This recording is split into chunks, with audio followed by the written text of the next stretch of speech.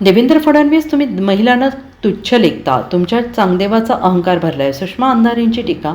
मुख्यमंत्र्यांचं ते आव्हान स्वीकारलं.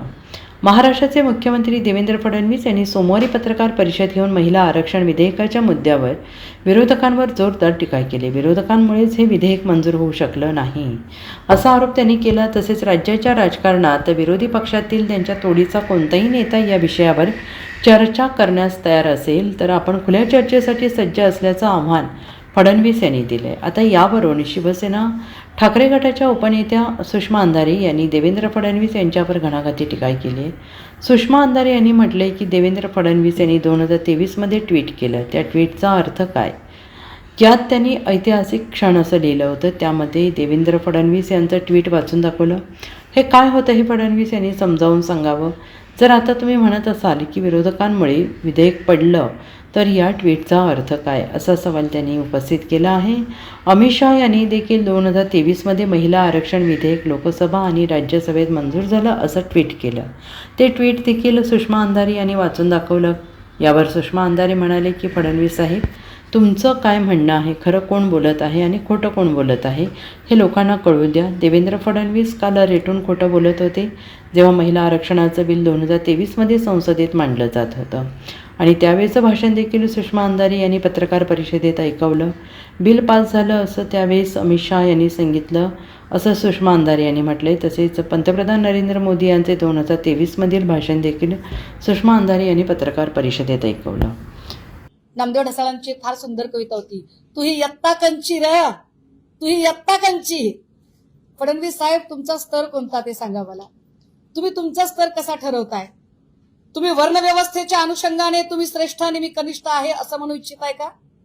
जेणेकरून मला बोलायचा अधिकार नाही असं म्हणताय? मी अगदी पत्रकार परिषदेच्या सुरुवातीला म्हटलं, छू म्हटल्याबरोबर चित्रविचित्र आवाज काढून भुंकणाऱ्या लोकांना उत्तर देण्यासाठी पत्रकार परिषद नाही.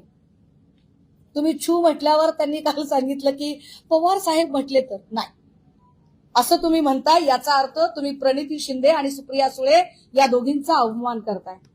कारण हे बिल संसदेतलं बिल, हे बिल महिला प्रतिनिधित्वाचं बिल, हे बिल महिलांच्या अधिकाराचं बिल, दोघीही संसदेत आहेत आणि दोघींनी तुम्हाला सांगितलं, दोघींनी उत्तरं दिली आणि दोघींच्या उत्तरांना तुम्ही नाकारता.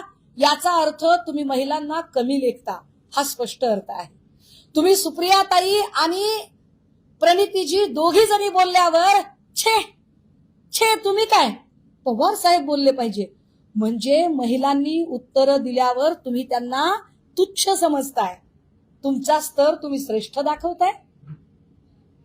मग तुम्ही म्हणाल की माझ्या स्तरावरच्या लोकांनी.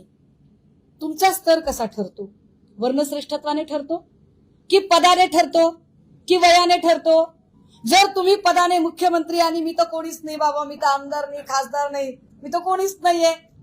हा, पण हे बिल माझ्यासाठी महत्वाचं आहे कारण मी सुद्धा त्याच्यातनं जाऊ शकते. पण मुख्यमंत्री महोदय, जर तुम्ही स्तराची भाषा करत असाल तर मी तुम्हाला सांगितलं पाहिजे, मी वारकरी संप्रदायातलं लेकरू आहे आणि भंपक वारकऱ्यातली नाही. मी खऱ्या अर्थानं वारकरी संप्रदायातलं लेकरू आहे.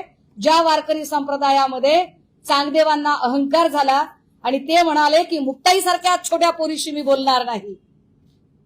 आणि त्यावेळेला मुक्ताईने जे सांगितलं आणि उत्तर जे दिलं, ज्याला चांगदेव 65 ग्रंथ म्हणून पुढे प्रसिद्धी मिळाली.